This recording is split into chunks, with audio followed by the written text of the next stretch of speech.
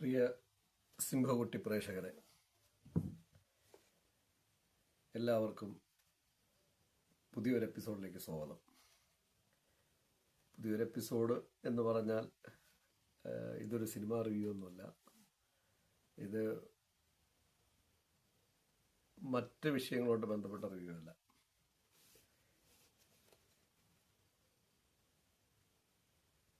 March 8 ഇതാ പോയ March, അതായത് 2 ദിവസം മുൻപ് മാർച്ച് 8 ലോകമെമ്പാടും വേൾഡ് വിമൻസ് ഡേ ആചരിക്കുകയാണ്. ഇന്ത്യയും അത് നന്നായിട്ട് ചെയ്യുന്നുണ്ട്. പല സ്ഥലത്തും ഇതിൻ്റെ ഇനാഗുറേഷനും കാര്യങ്ങളൊക്കെ നടന്നിട്ടുമുണ്ട്, നടക്കുന്നുമുണ്ട്. അപ്പോൾ അങ്ങനെ ഉള്ള ഈ സമയത്ത് വുമൻസിൻ്റെ മുന്നേറ്റത്തിൽ നമ്മൾ എവിടെ എത്തി, ഇന്ത്യ എവിടെ എത്തി, ഒന്ന്. രണ്ടാമത്, ഇന്ത്യയിലെ ടോപ്പ് ഗ്രേഡ് ലെവലിൽ നിൽക്കുന്ന 65% പെൺകുട്ടികളും ഗ്രാജുവേറ്റായ 95% പെൺകുട്ടികളും +2 വിദ്യാഭ്യാസം നേടിയ കേരളം എവിടെ എത്തി? 95%. 95% കുട്ടികൾ +2 വിദ്യാഭ്യാസം എന്ന് പറയുന്നത് പഴയ പ്രീ ഡിഗ്രി, ഒരു ഡിഗ്രിക്ക് തുല്യമാണത്. അതായത് മിനിമം ഒരു ഡിഗ്രിക്ക് തുല്യം തന്നെയാണ് ആ വിദ്യാഭ്യാസം. ഇത് എവിടെ എത്തി? അതാണ് എനിക്ക് പറയാനുള്ളത്, എൻ്റെ കാഴ്ചപ്പാടിൽ കൂടെ പറയാനുള്ളത്. അത് പറയുന്നതിന് മുൻപായിട്ട് ഞാൻ ലോകത്തുള്ള എല്ലാവർക്കും വനിതാ ദിനാശംസകൾ നേരുന്നു. ഒപ്പം ഒരു വീട്ടിൽ ഒരു വനിതയുണ്ടെങ്കിൽ ആ ഒരു വനിത വീട്ടിൽ മാത്രം ആവശ്യമാണെങ്കിൽ ഇരിക്കുക എന്നുള്ളതേ ഉള്ളൂ. അത്യാവശ്യം എന്തെങ്കിലും ഉണ്ടെങ്കിൽ മാത്രം ഇരിക്കുക. ഇല്ലെങ്കിൽ ആ ഒരു വനിതയായാലും വീട്ടിൽ നിന്ന് പുറത്തിറങ്ങി പ്രവർത്തിക്കണം. ലോകം കാണണം, ലോകത്തെക്കുറിച്ച് അറിയണം. അറിഞ്ഞിട്ട് വേണം തിരിച്ച് നിങ്ങൾ വൈകുന്നേരം വീട്ടിലേക്ക് കടന്നു വരാൻ. ഇത് എന്തുകൊണ്ട് ഞാൻ പറയണമെന്ന് ചോദിച്ചു കഴിഞ്ഞാൽ, നിങ്ങൾ എത്ര ലോകം അറിയോ അത്രയും വീടുകൾ സുഗമമാവും. ഇല്ലെങ്കിൽ വീടുകളൊക്കെ പ്രക്ഷുബ്ധമാവും. ഇനി അത് ഞാൻ പറയുന്നതിന് കാരണം വ്യക്തമായ തെളിവോടെ ഞാൻ പറയാണ്. ഒരു കാലത്ത് ഇവരെ ആരെയും പുറത്തോ ഒന്നും ഇറക്കില്ലായിരുന്നു. കേരളത്തിൻ്റെ അവസ്ഥ തന്നെയാണ്. എൻ്റെ നാട് തെക്കൻ തിരുവിതാംകൂറാണ്, പഴയ കാലത്തെ രീതി പറഞ്ഞ. നമ്മൾ പറയും പഴയ കാലത്ത് എന്തൊക്കെയോ ഇവിടുത്തെ സ്ത്രീകൾക്ക് അടക്കം ഉണ്ടായിരുന്നു, ഒതുക്കം ഉണ്ടായിരുന്നു എന്നൊക്കെ. യഥാർത്ഥത്തിൽ അടക്കം ഒതുക്കം ഉണ്ടായിരുന്നു എന്നല്ല എനിക്ക് തോന്നുന്നത്. അടക്കിയിട്ടിരുന്നു, ഒതുക്കിയിട്ടിരുന്നു എന്ന് പറയേണ്ടി. മനസ്സറിഞ്ഞ് ജീവിച്ച സ്ത്രീകളുണ്ട്, ഇല്ലെന്നല്ല. അത് എല്ലാവരെയും പറയാൻ പറ്റൂല. ഒരു വ്യക്തിയുടെ വ്യക്തി സ്വാതന്ത്ര്യം, അവരുടെ ചിന്തകൾ, അവരാഗ്രഹിക്കുന്ന മറ്റു കാര്യങ്ങൾ, ഇതെല്ലാം തന്നെയും ചില പർപ്പസ് കാര്യങ്ങൾക്ക് വേണ്ടി അല്ലെങ്കിൽ സമൂഹത്തിൽ കെട്ടിവച്ചിരിക്കുന്ന നിയമാവലികൾ കാരണം ഒതുക്കി വച്ചിരുന്നത് കൊണ്ടാണ് അത് എന്തോ പവിത്രമെന്നോ പരിഭാവനോ എന്നൊക്കെ പറഞ്ഞതായിട്ട് എനിക്ക് തോന്നുന്നത്. കുറച്ച് പേരില്ലെന്നില്ല, അതിനുവേണ്ടി ത്യാഗം ചെയ്തവർ അല്ലെങ്കിൽ ലോകം കാണാത്തവർ. ഇന്നത് കാലം മാറി. ഇന്ന് ഈ കാലം മാറിയപ്പോൾ കേരളം അല്ലെങ്കിൽ ഇന്ത്യ വുമൻസ് ലെവലിൽ എവിടെ നിൽക്കുന്നു എന്നാണ് എൻ്റെ കാഴ്ചപ്പാടിൽ കൂടി ഞാൻ നിങ്ങളടുത്ത് പറയുന്നത്. ഈ പഴയ കാര്യം ഞാൻ ഓർമ്മിപ്പിച്ചതെന്ന് പറഞ്ഞു കഴിഞ്ഞാൽ, എല്ലാവരും പഴയതിൽ എന്തോ വുമൻസിന് എന്തൊക്കെ ത്യാഗ മനസ്ഥിതി എന്നൊക്കെ പറയുന്നത് സ്ഥിരം കേൾക്കുന്നുണ്ട്. അതിനോടൊന്നും എനിക്ക് യോജിപ്പൊന്നുമില്ല. അങ്ങനെ ഒരു ത്യാഗ മനസ്ഥിതിയും അല്ല അതിനകത്തുള്ളത്. 10, 15, 20% സ്ത്രീകൾക്ക് ആ ത്യാഗ മനസ്ഥിതി ഉണ്ടായിരുന്നു പറഞ്ഞാൽ ഒന്നും അറിവില്ലായ്മ ഉണ്ടായിരിക്കാം, അല്ലെങ്കിൽ അവർ പേടിച്ചിട്ടായിരിക്കാം. ബാക്കി 80% പേര് സ്വാതന്ത്ര്യം ആഗ്രഹിച്ചവരും വിദ്യാഭ്യാസം ആഗ്രഹിച്ചവരും മറ്റെല്ലാ വിധത്തിലും തന്നെ പ്രകൃതിയിൽ ഒരു ജീവിക്കുന്ന പോലെ ജീവിക്കാൻ ആഗ്രഹിച്ചത് തന്നെയാണ്. പക്ഷെ സമൂഹത്തിൻ്റെ ചുറ്റുപാടുകൾക്കുള്ളിൽ നിന്നുകൊണ്ട് അവർ ലോക്ക് ചെയ്യണം. എന്നെ നിങ്ങൾ പിടിച്ചിട്ടൊരു കൂടുണ്ടാക്കിയിട്ട് അതിനകത്ത് ലോക്ക് ചെയ്ത എൻ്റെ അവസ്ഥ എന്തായിരിക്കും? അതിനെക്കാളും വലിയ ഉദാഹരണമൊന്നും പറയാനില്ലല്ലോ. എൻ്റെ മാനസികാവസ്ഥ, എൻ്റെ ജീവിതം ഇങ്ങനെ നമ്മൾ ലോക്ക് ചെയ്യുമെന്ന്, എൻ്റെ എല്ലാം അതിനകത്ത് ബ്ലോക്ക് ആവും. നമ്മൾ ലോക്ക് ചെയ്യുമെന്ന് നമ്മൾ ഉറപ്പിക്കുമ്പോൾ എന്താണ് ചെയ്യണത്? നമ്മൾ അഡ്ജസ്റ്റ് ചെയ്യും. അഡ്ജസ്റ്റ് ചെയ്യുമ്പോൾ എന്താണ് സംഭവിക്കുന്നത്? അതായത് ഒരാളിൻ്റെ കുറച്ച് പേരുടെ പർപ്പസ് ആവശ്യത്തിന് വേണ്ടി ബാക്കിയുള്ളവർ ജീവത്യാഗം ചെയ്യുന്നു എന്നൊക്കെ പഴയതിനെ കുറിച്ച് എനിക്ക് പറയാനുള്ളൂ. അതൊരു വലിയ സംഭവമായിട്ട് ഉയർത്തിയൊന്നും ആരും കാണിക്കണ്ട. അതൊക്കെ ഒരുതരം അടിമത്വമായിരുന്നു. നല്ല അന്തസ്സായിട്ട് പറഞ്ഞാൽ അടിമത്വം തന്നെയായിരുന്നു. അടിമത്വം മാറുമ്പോൾ അതിൻ്റെതായ കാഴ്ചപ്പാടുകൾ മാറും. ചിലപ്പോൾ കുറേ കാലമായിട്ട് അടിമത്വത്തിലോട്ട് കടന്നവർ പെട്ടെന്ന് സ്വാതന്ത്ര്യം കിട്ടുമ്പോൾ അതിലുണ്ടാവുന്ന പ്രശ്നങ്ങളും സൃഷ്ടിക്കപ്പെട്ടേക്കാം. അത് സമൂഹത്തിൽ പ്രതിഫലിക്കും. ഇത് വനിതാ ദിനത്തിൽ ഞാനിത് നിങ്ങളുടെ അടുത്ത് പറയണതെന്ന് ചോദിച്ചു കഴിഞ്ഞാൽ, ഇന്ന് നമ്മൾ സ്ത്രീകൾ എത്ര കണ്ടും മാറി എന്നാണ് നോക്കുക, എന്നാണ് എൻ്റെ കാഴ്ചപ്പാടിൽ കൂടെ. ഇപ്പോൾ കേരളത്തിലെ സംബന്ധിച്ച്, ആദ്യം കേരളത്തിൽ നിന്ന് തുടങ്ങാം. കേരളത്തിലെ സംബന്ധിച്ച് ഞാൻ പറഞ്ഞ 95% കുട്ടികൾ വനിതകൾ ഇപ്പോൾ +2 പ്രീ ഡിഗ്രി ലെവലിൽ നിൽക്കുകയാണ്. 65% കുട്ടികൾ ഗ്രാജുവേഷൻ ലെവലിൽ നിൽക്കുന്നു. അതിനേക്കാളുപരി അവർ PG ടോപ്പ് ലെവലിലോട്ട് പോയിക്കൊണ്ടിരിക്കുന്നു. അത് അഭിനന്ദനം തന്നെയാണ്. അഭിനന്ദനവും വളരെ അഭിനന്ദിക്കാനുള്ള കാര്യമാണ്. കാരണം എന്താ പറഞ്ഞാൽ, ഒരു വീട്ടിലൊരു സ്ത്രീ പുറത്തിറങ്ങണമെന്ന് പറഞ്ഞു കഴിഞ്ഞാൽ, ഒരു സ്ത്രീ പുറത്തിറങ്ങി അവർ സ്വാതന്ത്ര്യത്തോടെ അധ്വാനിക്കുമ്പോഴും സ്വാതന്ത്ര്യത്തോടെ പ്രവർത്തിക്കുമ്പോഴും ആ വീട്ടിൽ ഒരു ഇൻകം കൂടെ വരണമെന്നാണ് അർത്ഥം. 2 കുട്ടികളുണ്ട്, 2 കുട്ടികളും പുറത്തിറങ്ങി, അത് പെൺകുട്ടിയാവട്ടെ ആൺകുട്ടികളാവട്ടെ, പുറത്തിറങ്ങി അവർ അധ്വാനിക്കുകയും ചെയ്യുമ്പോൾ, അവർ പ്രവർത്തിക്കുകയും ചെയ്യുമ്പോൾ അവിടെ ഇൻകം വരെയാണ്. ഇതിൻ്റെ വ്യത്യാസം എന്തെന്ന് പറഞ്ഞു കഴിഞ്ഞാൽ, ഒരു വീട്ടിൽ 4 പേര് ഇൻകം കൊണ്ടുവരുമ്പോഴത്തേക്ക് രാജ്യത്തിൻ്റെ വരുമാനമാണ് വർദ്ധിക്കുന്നത്. മനസ്സിലാവുന്നുണ്ടോ? ഈ വർധനം ഉണ്ടാവണമെങ്കിൽ എല്ലാവരും ലോകം കാണണം. പഴയ കാലത്ത് ലോകത്തെ ഏറ്റവും ടോപ്പ് സമ്പന്ന രാജ്യങ്ങളിലൊന്നായിരുന്നു ഇന്ത്യ. ഓർമ്മിക്കണം. ആ സമ്പന്നതയുടെ നിറയിൽ നിൽക്കുന്ന ഇന്ത്യയല്ല, ഏഷ്യൻ കൺട്രീസ്. ഭാരതം എന്നോ ഇന്ത്യ എന്നോ ഇപ്പോൾ പറയാൻ പറ്റില്ല, കാരണം അന്ന് നാട്ടുരാജ്യങ്ങളൊക്കെ ആയിരുന്നു. പിന്നെ ആ സ്ഥലത്ത് നിന്നിരുന്ന നമ്മൾ അന്നത്തെ കാലത്ത് വുമൻസ് പവർ വേറെ ലെവലുമായിരുന്നു. ആ ടൈമിലൊക്കെ അവിടെ നിന്ന് നമ്മൾ ഈ മതപരമായ ചട്ടക്കൂടുകൾ കൊണ്ട് തന്നെയാണ്, മതപരമായ ജാതിപരമായ 2 ചട്ടക്കൂടുകൾ, മതം ജാതി, ഇതിലുണ്ടാക്കി വെച്ചിരിക്കുന്ന അലിഖിത നിയമങ്ങൾ. ഈ നിയമങ്ങൾ കാരണം എല്ലാം തന്നെയും ബാക്കിലോട്ടാണ് വലിക്കുന്നത്. നമ്മൾ റിവേഴ്സ് ഗിയറിലേ വിടുകയുള്ളൂ.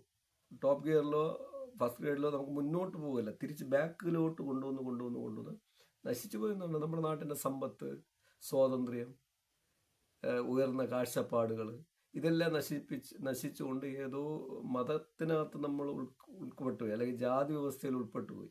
ഇതുകൊണ്ട് ഏറ്റവും കൂടുതൽ നഷ്ടം സംഭവിച്ചത് പുരുഷന്മാർക്കാണോ എന്ന് ചോദിച്ചാൽ അല്ല. പുരുഷന്മാർക്കുണ്ട്, എല്ലാ ജാതി വ്യവസ്ഥയൊക്കെ വരുമ്പോൾ ഉണ്ട്. അതിൽക്കാലും കൂടുതൽ ബ്രില്യൻ്റായ സ്ത്രീകളൊക്കെ ഒതുക്കപ്പെട്ടു പോയി. അതുകൊണ്ടാണ് ഞാൻ പറഞ്ഞത്, അവരോട് അങ്ങ് അഭിമാനിക്കേണ്ട പഴയ ചരിത്രം പറഞ്ഞാലും.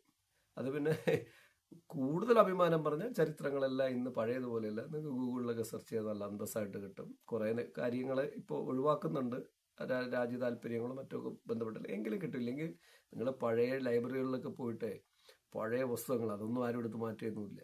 അന്ന് നമുക്ക് നശിപ്പിക്കാനും പറ്റില്ല, അവിടെയുണ്ട്. നിങ്ങൾ വായിച്ച് മനസ്സിലാക്കുക. ഞാനത് പറഞ്ഞെന്നുള്ളേ ഉള്ളൂ. കാരണം ഇപ്പോൾ നമ്മുടെ കേരളം ഇത്രയും ലിറ്ററേച്ചറിൽ നിൽക്കുമ്പോൾ വുമൻസ് നന്നായിട്ട് മുന്നേറിയോ?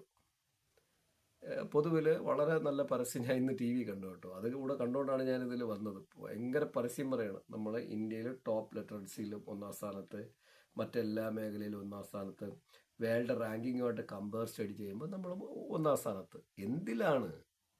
അത് എഡ്യൂക്കേഷനിലാണ്. എന്നെ സംബന്ധിച്ച് എൻ്റെ അഭിപ്രായം പറയണമെങ്കിൽ എഡ്യൂക്കേഷനിൽ നമ്മൾ 1ാം സ്ഥാനത്ത് എത്തിയിട്ടൊന്നും ഒരു കാര്യമില്ല. എഡ്യൂക്കേഷൻ എന്ന് പറയുന്നത് നമുക്കത് വിദ്യാഭ്യാസം ആവശ്യമാണ്, തൊഴിൽ ആവശ്യമാണ്. ഓപ്പണൈസ് ചെയ്യാൻ പഠിച്ചു നമ്മൾ. ഓപ്പണൈസ് അനുസരിച്ച് കുട്ടികൾ കൂടുതൽ വൈഡാവും, ആൺകുട്ടികളായിട്ട് പെൺകുട്ടികളായിട്ട് വൈഡാവാൻ ശ്രമിച്ചു. പക്ഷേ ഈ വിദ്യാഭ്യാസപരമായിട്ട് നമ്മൾ മുന്നിൽ നിൽക്കുന്നു എന്ന് പറഞ്ഞിട്ട് നമ്മുടെ ചിന്തകൾ മാറിയിട്ടുണ്ടോ? വസ്ത്രം മാറി, ജീവിതശൈലി മാറി, കെട്ടിടങ്ങൾ മാറി, വാഹനങ്ങൾ ഓടിക്കാൻ പഠിച്ചു. പക്ഷെ നമ്മുടെ പ്രവൃത്തി എന്താണ്? നമ്മുടെ പ്രവൃത്തിയിൽ മാറ്റം വന്നിട്ടുണ്ടോ? ജാതി വ്യവസ്ഥയിൽ എത്ര മാറ്റം വന്നു? മതത്തിൻ്റെ ചട്ടക്കൂട്ടിൽ ഇത്ര മാറ്റം വന്നു. ഇതൊന്നും വേണ്ടെന്നല്ല, വേണമെന്നുള്ളത് വെച്ചോ, മാറ്റം വന്നു. പിന്നെ വിദ്യാഭ്യാസത്തിൻ്റെ മാറ്റമാണെങ്കിൽ അത് സമൂഹത്തിൽ ഓപ്പണൈസ് ചെയ്യേണ്ട മാറ്റമാണ്. അത് എങ്ങനെയെന്ന് ചോദിച്ചു കഴിഞ്ഞാൽ, രാത്രി 12:30 മണിക്ക് ഒരു പുരുഷനായ ഞാൻ റോഡിൽ കൂടി യാത്ര ചെയ്യുകയും എനിക്ക് ഇഷ്ടമുള്ള സ്ഥലത്ത് യാത്ര ചെയ്യാൻ പറ്റുകയും ഞാൻ യാത്ര ചെയ്ത് മടങ്ങി തിരിച്ചും പോരും. പ്രശ്നങ്ങളില്ലാത്ത സ്ഥലങ്ങളൊന്നുമില്ല, എല്ലാ ലോകത്തെവിടെയും പ്രശ്നങ്ങളുണ്ട്. അതുപോലെ 12:30 1 മണിക്ക് നിങ്ങളുടെ മക്കളെ, പെൺകുട്ടികളെ 14, 15, 17, 12, 13, 18 വയസ്സായ പെൺകുട്ടികളെ നിങ്ങൾക്ക് റോഡിലിറക്കി വിട്ട് നടന്നു വരാനും ഒരിടത്ത് പഠിക്കാൻ പോയിട്ട് തിരിച്ചു വരാനും ജോലിക്ക് പോയിട്ട് സധൈര്യം മടങ്ങി വരാനും മറ്റുമുള്ള സ്വാതന്ത്ര്യം ഉണ്ടോ? ഇപ്പോൾ ഉണ്ടോ? ഇവിടെ കേരളത്തെക്കുറിച്ചാണ് ഞാൻ പറയുന്നത്. ഞാൻ കേരളത്തെ തെറ്റായിട്ട് പറയണല്ലേ. എല്ലാത്തിനും ടോപ്പിൽ വന്നപ്പോൾ ഇത് പരസ്യം നമ്മളെല്ലാം പറയാണ്, നമ്മളെല്ലാത്തിനും ടോപ്പിലാണെന്ന്. അങ്ങനെ ഉണ്ടോ? ഞാൻ നിങ്ങളുടെ അടുത്താണ് ചോദിക്കണത്. ഉണ്ടോ? നടക്കണുണ്ടോ ഇവിടെ? അങ്ങനെ വരുമ്പോഴാണ് ആ നാട് ലിറ്ററസിയിൽ മുന്നിൽ വന്നിട്ട് കാര്യമുള്ളൂ. അതായത് 95% കുട്ടികളും +2 അല്ലെങ്കിൽ പ്രീ ഡിഗ്രി വന്നിട്ട് കാര്യമുള്ളൂ. 65% കുട്ടികൾ ഡിഗ്രി ഹോൾഡേഴ്സ് ആയിട്ട് കാര്യമുള്ളൂ. 50% കുട്ടികൾ, പെൺകുട്ടികൾ ലോകം മൊത്തം കീഴടക്കുന്ന ലെവലിലോട്ട് നമ്മളെ കുട്ടികൾ പോകുന്നുണ്ട്. പക്ഷേ നാട്ടിൽ എന്ത് മാറ്റം വന്നു എന്നാണ് ഞാൻ ചോദിക്കുന്നത്.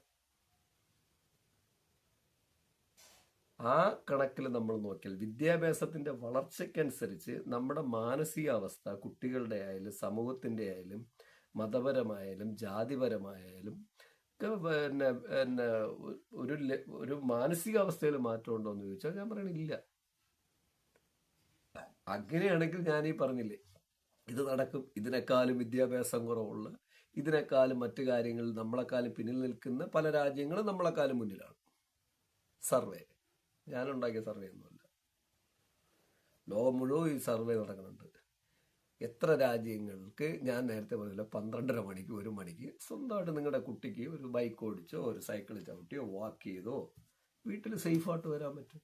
അങ്ങനെ വരുന്ന കാലത്ത് മാത്രമേ എൻ്റെ അഭിപ്രായത്തിൽ അങ്ങനെ വരുന്ന കാലത്തിൽ മാത്രമേ ഒരു നാട്ടിലെ വുമൻസ് 95% ഡിഗ്രി എടുത്താൽ, 95% പ്രീ ഡിഗ്രി എടുത്താലും, അല്ലെങ്കിൽ 100% പ്രീ ഡിഗ്രി എടുത്താലും, 100% ഡിഗ്രി എടുത്താലും, 100% പോസ്റ്റ് ഗ്രാജുവേഷൻ എടുത്താലും, ആരായാലും പെൺകുട്ടിയായാലും ആൺകുട്ടിയായാലും ആരായാലും മാറ്റമുണ്ടെന്ന് പറയാൻ പറ്റുള്ളൂ. അതുകൊണ്ട് ഒരുപാട് നമ്മൾ അങ്ങോട്ട് ഉയരുകയും വേണ്ട, ഒരുപാട് പരസ്യങ്ങൾ കൊടുത്തിട്ട് സ്റ്റാർ ആവുകയും വേണ്ട. അതിനുള്ള വാല്യൂ ഒന്നും ഞാൻ ഈ നാട്ടിൽ കാണുന്നില്ല. അത് ഞാൻ എൻ്റെ അഭിപ്രായം തുറന്ന് പറഞ്ഞിട്ടുള്ളൂ. നിങ്ങൾക്ക് ഇഷ്ടപ്പെട്ടെന്ന് സ്വീകരിക്കാം, ഇല്ലെങ്കിൽ ഞാൻ നെഗറ്റീവ് പറയുന്ന ആളെന്ന് പറഞ്ഞ് എന്നെ വെച്ചോളൂ, അതെനിക്ക് കുഴപ്പമില്ല. ഞാനത് പറഞ്ഞെന്നുള്ളൂ. അതാണ് ഞാൻ പറഞ്ഞത്. ഇത് പറഞ്ഞുകൊണ്ട് എല്ലാവർക്കും നല്ല രീതിയിൽ, പക്ഷെ ഈ മാറ്റങ്ങൾക്കെല്ലാം തുടക്കം കുറിച്ച കുറേ വനിതകളുണ്ട്. അവർക്കെല്ലാവർക്കും കുറച്ച് വനിതകളെന്ന് പറയുമ്പോൾ നിങ്ങൾ ആലോചിക്കണം, കുറച്ച് പേരുണ്ട്. അപ്പോൾ ഒരുപാട് പേരുണ്ട്. അവരെല്ലാവരും എടുത്ത കഠിന പ്രയത്നത്തിൻ്റെ ഫലമാണ് ഇന്ന് ഈ വനിതകളായാലും ഇന്ന് അനുഭവിക്കണം. കുറച്ച് സ്വാതന്ത്ര്യമായാലും, കുറച്ചെന്നേ ഞാൻ പറയുള്ളൂ കേട്ടോ. ഒരു ഫ്രീ സ്വാതന്ത്ര്യം എന്നൊക്കെ പറഞ്ഞാൽ ഞാൻ പറയില്ല, ആ ലെവലിൽ വരണം, നാച്ചുറൽ ലെവലിൽ വരണം. അല്ലാതെ ആർക്കും പ്രത്യേകിച്ച് നാച്ചുറൽ ലെവലല്ലാതെ എനിക്ക് 12 മണിക്ക് പോവാം, അവർക്ക് 12 മണിക്ക് ആകുമ്പോൾ പറ്റരുത്, അങ്ങനെയൊക്കെ വന്നു കഴിഞ്ഞാൽ അത് ബുദ്ധിമുട്ടാണ്. പ്രകൃതിയിൽ ഒരു ജീവജാലങ്ങൾക്കും പർട്ടിക്കുലർ ടൈമൊന്നുമില്ല കേട്ടോ. പോകണമെങ്കിൽ എല്ലാവർക്കും എല്ലാ ടൈമിലും വർക്കൗട്ട് ചെയ്യാം, ഇല്ലെങ്കിൽ അങ്ങനെ അത് ഒതുങ്ങി നടക്കാം. അങ്ങനെ അല്ലാതെ ഒരു പ്രകൃതിയിൽ ഒരു വർക്കൗട്ട് ഞാൻ കണ്ടിട്ടില്ല. മനുഷ്യർക്ക് മാത്രമാണ് ഈ കുഴപ്പമുള്ളത്.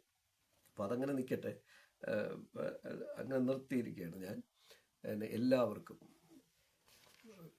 അതായത് ഇതിനു വേണ്ടി പ്രയത്നിച്ച് തുടങ്ങിയ, ഇത് ഇന്നും ഇന്നലെ ഉണ്ടായാലും ഇത്രയെങ്കിലും കൊണ്ടുവരാൻ കരുതി ഒരുപാട് പേര് അന്നത്തെ കാലത്ത് മുതൽ പ്രയത്നിച്ചിട്ടുണ്ട്. അങ്ങനെ പ്രയത്നിച്ചു വന്നവർക്കും ഇന്ന് പ്രയത്നിക്കുന്നവർക്കും ഇനി റിസ്ക് എടുക്കുന്നവർക്കും എല്ലാവർക്കും ഹാപ്പി വുമൻസ് ഡേ പറഞ്ഞുകൊണ്ട് ഞാൻ എപ്പിസോഡിലേക്ക് കടക്കുകയാണ്. അതായത് എൻ്റെ കാഴ്ചപ്പാട് മാത്രമാണ് ഞാൻ നേരത്തെ പറഞ്ഞത്. ഞാൻ ഇത് പറഞ്ഞിട്ട് ഞാൻ ഇപ്പോൾ ലോകത്തിലുള്ള മികച്ച വനിതകളെ കുറിച്ച് ഞാൻ സംസാരിക്കുന്നില്ല. കാരണം അതൊക്കെ എടുത്ത് എപ്പിസോഡ് ചെയ്യാൻ എനിക്ക് താല്പര്യപ്പെടില്ല. ഞാനിപ്പോൾ ഇന്ത്യ എടുക്കാൻ പറ്റില്ല, കേരളത്തിൻ്റെ ഒരു അവസ്ഥയാണ് ഞാൻ പറഞ്ഞത്. ഇനി അതിലോട്ട് പോണതിന് മുമ്പ് അടുത്ത് ഞാൻ ഇന്ത്യയുടെ അവസ്ഥ പറയാം. ഇന്ത്യയിൽ എത്ര സംസ്ഥാനങ്ങളിലാണ് ഞാൻ ഈ പറഞ്ഞതുപോലെ വുമൻസിന് 100% എഡ്യൂക്കേഷനോ എന്തെങ്കിലും സ്വാതന്ത്ര്യമായിട്ട് മുന്നോട്ട് നടക്കാനും മുന്നോട്ട് നയിക്കാനും പറ്റുന്നത്? ഞാൻ മെനഞ്ഞാന്ന് 3 ദിവസത്തിന് മുമ്പേ സഞ്ചരിച്ച വിമാനത്താവളത്തിൽ ഞാൻ കണ്ടതാണ് പല പെൺകുട്ടികളും തട്ടമിടുന്നത് മുസ്ലിംസിൻ്റെ ഒരു വിഭാഗമാണ്, എല്ലാവരും അല്ല, ഒരു വിഭാഗം. പിന്നെ മതത്തിൻ്റെ അഡിക്റ്റുള്ള ആരൊക്കെ ആണ്, അതിനെ ഞാൻ ഒന്നും പറയുന്നില്ല. അല്ലാതെ തന്നെ ഞാൻ പല പയ്യന്മാരും കല്യാണം കഴിഞ്ഞ പെൺകുട്ടികളെ കൊണ്ടുപോകുന്നത് എയർപോർട്ടിൽ പോലും ഞാൻ കണ്ടു തട്ടമിട്ടിരിക്കുന്നു. തട്ടം എന്ന് പറഞ്ഞാൽ മറ്റേ തട്ടമല്ല, ഈ നെറ്റ് പോലത്തെ. അത് ഇന്ത്യയിലാണ്. എനിക്ക് തോന്നുന്നു അത് രാജസ്ഥാനിലോ അല്ലെങ്കിൽ പിന്നെ ഇവിടെ ഉത്തർപ്രദേശിലോ ബീഹാറിലോ അല്ലെങ്കിൽ പശ്ചിമ ബംഗാളിലോ ഇങ്ങനെയുള്ള ഏതെങ്കിലും കുഗ്രാമത്തിൽ നിന്ന് സമ്പന്നരായിരിക്കും അവർ. പക്ഷെ അവരുടെ ഭർത്താവിൻ്റെ ഒപ്പം കുട്ടികൾ പോയപ്പോൾ, അവരുടെ ഭാര്യ പോയപ്പോൾ, വളരെ അടുത്ത കാലത്ത് കല്യാണം കഴിഞ്ഞാണെന്ന് കാണാൻ പോലെയും കൂടിപ്പോയി ഒരു 6 മാസം 7 മാസം, പക്ഷെ ഇവരൊക്കെ മുഖത്തിൽ കൂടി തട്ടമിട്ടിരിക്കുക. ഇതാണ് എന്നെ പ്രേരിപ്പിക്കുന്നത്. ആചാരത്തിന്റെ ഭാഗമായിരിക്കുമെന്ന് എനിക്ക് തോന്നുന്നില്ല. ആചാരത്തിന്റെ ഭാഗമാണെങ്കിൽ ആചാരം ചെയ്യുമ്പോൾ വെച്ചാൽ പോരെ. എക്സാമ്പിൾ പറഞ്ഞു കഴിഞ്ഞാൽ പള്ളി പോകുമ്പോഴത്തേക്കും ഇതിലൂടെ ഇങ്ങനെ ഇത് ചെയ്യണ കാണാം. ക്ഷേത്രത്തിൽ പോകുമ്പോൾ തുണിയൊക്കെ ഊരിയിട്ട് മിഡിൽ കെട്ടുന്ന കാണാം. ഇച്ഛാഭക്തിയോടെ നിൽക്കുന്ന കാണാം. അതൊക്കെ അതിനകത്തുള്ള കാര്യമാണ്. അതിനൊന്നും ഞാനൊന്നും പറയില്ല, അതൊക്കെ ആചാരമാണ്. അങ്ങനെയാണെങ്കിൽ അവിടെ അത് ചെയ്താൽ പോരെ. എന്തിനാ പുറത്ത്? മോസ്കിലാണെങ്കിൽ ആചാരം അകത്ത് നിർത്തിയാൽ പോരെ. എന്തിനാണ് പുറത്ത് വരുമ്പോഴാണ് ഇത് പ്രശ്നം. അപ്പം നമ്മളൊരിക്കലും സ്വാതന്ത്ര്യം മറ്റേ അങ്ങ് വിദ്യാഭ്യാസത്തിലെത്തി എന്ന് പറഞ്ഞിട്ട് അതിനൊന്നും വലിയ ഇത് കാണില്ല. വിദ്യാഭ്യാസം വന്നിട്ട് കാര്യമുണ്ട്. വിദ്യാഭ്യാസം ഉണ്ടെങ്കിൽ അതിനേക്കാളും 1000 മടങ്ങ് മുകളിൽ നമ്മളെത്തണം. ഇത് ഞാൻ കണ്ടു. ഇത് ഞാൻ ഇപ്പോൾ കണ്ടതാണ്. 3 ദിവസമേ ആയിട്ടുള്ളൂ കേട്ടോ, ജസ്റ്റ് ഒരു 3 days ബാക്ക്. അപ്പോൾ അത് ഇന്ത്യയുടെ കൾച്ചറിൽ ഇപ്പോഴും ഇതെല്ലാം നടക്കുന്നുണ്ട്. അപ്പം ഒരുപാട് റിസ്ക് ഇനി എടുക്കേണ്ടതുണ്ട്. ഒരുപാട് റിസ്ക് എടുത്ത് ഒരുപാട് മാറ്റങ്ങൾ കൊണ്ടുവരണം. അതുകൊണ്ട് തന്നെയാണ് ഇവിടെ കേരളത്തിൻ്റെ ഒരു കാഴ്ചപ്പാടിൽ കേരളം മോശമൊന്നുമല്ല. കേരളം ഒരുപാട് മുന്നേറുന്ന ഒരുപാട് കാര്യങ്ങളുണ്ട്. അത് ഇന്ത്യൻ ലെവലിലോ ഒക്കെ പല സർവേയിലും മുന്നിലായിരിക്കും. മറ്റു രീതിയിലൊന്നും ഞാനത് അക്സെപ്റ്റ് ചെയ്യില്ല. അതാണ് ഞാൻ പറഞ്ഞില്ല. ഞാനിപ്പോൾ സഞ്ചരിച്ച സ്ഥലങ്ങൾ, ഞാനിപ്പോൾ സഞ്ചരിച്ചു കൊണ്ടിരിക്കുന്ന സ്ഥലങ്ങൾ, അവിടെയൊന്നും ഞാൻ കാണുന്നൊന്നുമില്ല സ്ത്രീകൾ വൈഡായിട്ട് ഓപ്പണൈസ് ചെയ്ത് പോകണമെന്നും ഓപ്പണൈസ് ചെയ്യുക. അവർ എന്തെങ്കിലുമൊക്കെ ആചാരങ്ങളുമായിട്ട് ബന്ധപ്പെട്ട് അവർ തട്ടമിടുക അല്ലെങ്കിൽ മറ്റു കാര്യങ്ങളിൽ അവർ വീട്ടിൽ ഒതുക്കപ്പെടുന്നു. ഇതൊക്കെ എന്ന് പറയുന്നത് ഇതൊക്കെ നമുക്കൊരു ടോപ്പിലോട്ട് നമ്മൾ എത്തിയെന്ന് പറഞ്ഞ് അഹങ്കരിക്കാനൊന്നും പറ്റില്ല കേട്ടോ. മാറേണ്ടതുണ്ട്.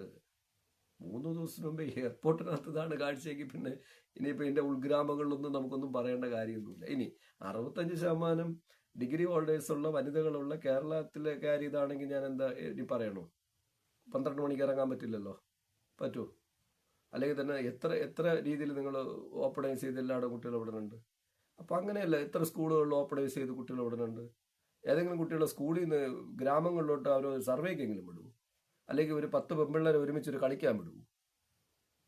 അല്ലെങ്കിൽ 10 പെൺപിള്ളേരെ ഒരുമിച്ച് സ്റ്റഡി ചെയ്യാൻ കരുതിയിട്ട് എവിടെയെങ്കിലും ഇരുത്തുമോ? അതിന് പോലും ഇപ്പോഴും തയ്യാറല്ല കേരളത്തിൽ.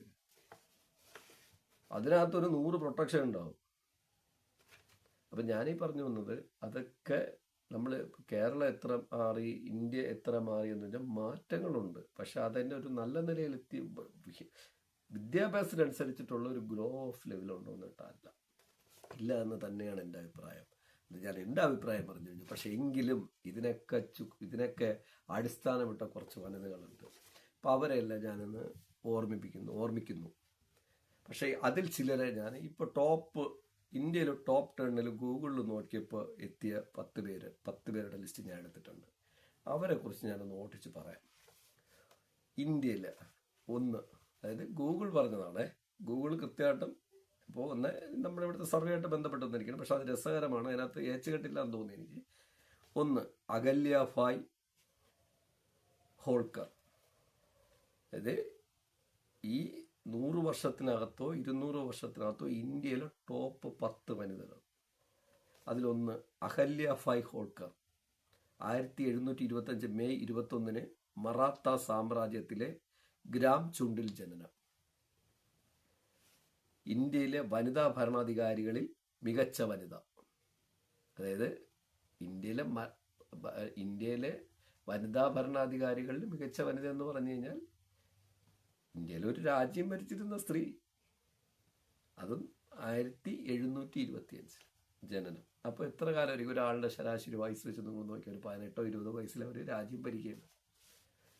മാൾവ രാജാവ് മരിച്ചപ്പോൾ ഭരണാധികാരിയായി സൈന്യത്തെ മുന്നിൽ നിന്ന് നയിച്ചു. മാൾവ രാജാവ്, അതായത് ഹസ്ബൻഡ് അല്ലെങ്കിൽ രാജ്യം ഭരിക്കാൻ സാധ്യതയുള്ള അവരുടെ അച്ഛൻ അല്ലെങ്കിൽ അതുമായിട്ട് ബന്ധപ്പെട്ട ആണുങ്ങളെല്ലാം ഇല്ലാതായപ്പോൾ ആ രാജ്യത്തിൻ്റെ ഭരണം കൈയാളുകയും ആ കാലഘട്ടത്തിൽ സൈന്യത്തെ നയിക്കുകയാണ്. നമ്മൾ ഇന്നത്തെ പോലെ ഇവിടെ ഇരുന്ന് കമാൻഡിങ് കൊടുത്തിട്ട് സൈന്യത്തെ കൊണ്ട് അവിടെ അടുപ്പിക്കലല്ല അന്നത്തെ പരിപാടി. അന്ന് രാജാവ് നേരിട്ട് പോകണം, നയിക്കുന്ന ആൾ നേരിട്ട് പോകണം, നേരിട്ടിറങ്ങി അടിക്കണം. അങ്ങനെ സൈന്യത്തെ നയിച്ച് ആ രാജ്യത്തിൽ അവർ ഭരിച്ചിരുന്ന ഒരു ടൈമിലും ഞാൻ വായിച്ചു നോക്കിയപ്പോഴത്തേക്ക് ആ രാജ്യത്തിനെതിരെ ആക്രമണം നടത്താൻ ഒരാളും തയ്യാറായില്ല. അപ്പോൾ അവരെന്ത് ബോൾഡായിരുന്നിരിക്കും, അവരെന്തുമാത്രം രാജ്യത്ത് പ്രൊട്ടക്ട് ചെയ്തിരിക്കും, അവരെന്തുമാത്രം ജനത്തിൻ്റെ വിശ്വാസം ഉണ്ടായിരുന്നിരിക്കും. ഇതാണ് ഹിസ്റ്റോറിക്കലിൽ 1ാം സ്ഥാനത്ത് നിൽക്കുന്ന അഹല്യാഭായ് ഹോൾക്കർ 1725 സ്ത്രീ സ്വാതന്ത്ര്യം വന്നിരിക്കുകയാണ്. ആ സമയത്തൊന്നും നമ്മുടെ നാട്ടിൽ ബ്രിട്ടീഷുകാരിവിടെ ഒന്നും മറിച്ച് തള്ളിയിട്ടൊന്നുമില്ല. കാലമേ വേറെ. അപ്പോൾ അന്നേ സ്ത്രീകൾ വളരെ ടോപ്പിലായിരുന്നു. പിന്നെ ഇതെങ്ങനെ താഴോട്ട് പോയതെന്ന് പറഞ്ഞാൽ ഞാൻ പറഞ്ഞില്ലേ, മതം, ജാതി, നിയമങ്ങൾ ഇതെല്ലാവരും ഒതുക്കി കളഞ്ഞു. ഇനി അത് നിൽക്കട്ടെ, അതങ്ങനെ പോട്ടെ. അത് കഴിഞ്ഞാൽ രണ്ടാമത് വരുന്നത് സരോജിനി നായിഡു. 1879 ഹൈദരാബാദിൽ ഫെബ്രുവരി 13 ജനനം. കവിയത്രിയായിരുന്നു, ഗവർണറായിരുന്നു, രാഷ്ട്രീയ പ്രവർത്തകയായിരുന്നു. ഇന്ത്യൻ നാഷണൽ കോൺഗ്രസിൻ്റെ ആദ്യത്തെ വനിതാ പ്രസിഡന്റോ അവരായിരുന്നു എന്നാണ് എൻ്റെ ഒരു ഓർമ്മ. ഗൂഗിളും അത് പറയുന്നുണ്ട്. പിന്നെ അവർ വളരെയേറെ നല്ല രീതിയിൽ കവിതകൾ എഴുതുമായിരുന്നു. അവരെഴുതിയ കവിതകളാണ് the golden threshold, the bird of time, the feather of the dawn. ഇങ്ങനെ വളരെ വിഖ്യാതമായ കവിതകൾ എഴുതിയ 1879 അങ്ങനെ കവിതകൾ പ്രസിദ്ധീകരിക്കുകയും അന്നത്തെ ഗവർണറായിരുന്ന ലേഡിയാണ് സരോജിനി നായിഡു. മറ്റു കാര്യങ്ങളൊക്കെ നിങ്ങൾക്ക് ചരിത്രം നോക്കിയാൽ കിട്ടും. അടുത്ത മൂന്നാമത് അരുണ അസഫ് അലി.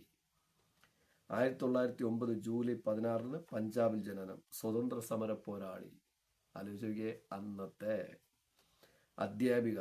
ഞാനതാണ് ഈ അധ്യാപിക എന്ന് പറഞ്ഞപ്പോൾ ഞാൻ ഒന്നും നിങ്ങളെടുത്ത് ഓർമ്മിക്കട്ടെ. സ്കൂളിൽ പഠിപ്പിച്ചുകൊണ്ടിരിക്കുന്നവർ മാത്രമല്ല കേട്ടോ, എന്തെങ്കിലുമൊക്കെ ചെയ്യണം. ഒന്ന്. രണ്ടാമത്, രാഷ്ട്രീയ പ്രവർത്തനം എന്ന് പറയുന്നത് ജീവിക്കാനുള്ള മാർഗമൊന്നും അല്ല. ഇപ്പം രാഷ്ട്രീയ പ്രവർത്തനമല്ല, അവരവരെ ജീവിത മാർഗമായിട്ട് മാറി. അവരന്ന് അധ്വാനിച്ചിരുന്നു, അവർ ജോലി ചെയ്തിരുന്നു, ആ ശമ്പളം എടുത്തിട്ട് നാട്ടിന് വേണ്ടി ജോലി അതിൽ അവരെ കുടുംബ ജീവിതവും അവരെ ചെലവും കണ്ടെത്തിയിട്ട് അവർ പൊതുപ്രവർത്തനം ചെയ്തു. അധ്യാപിക, കണ്ടും കേട്ടും പഠിക്കണം. അത് അങ്ങനെ ജീവിച്ച അവര് അരുണ അസഫ് അലി 3ാം സ്ഥാനത്തുള്ള മിടുക്കികളിൽ ഒരാളാണ്. മനസ്സിലായോ? ഇന്നത്തെ രാഷ്ട്രീയ പ്രവർത്തകർ എന്താ ചെയ്യണേ? ഇതേ ജീവിതം, അവരുടെ മക്കളൊക്കെ ടോപ്പ് ലെവലിലും പോകണം. എങ്ങനെ ഭായി?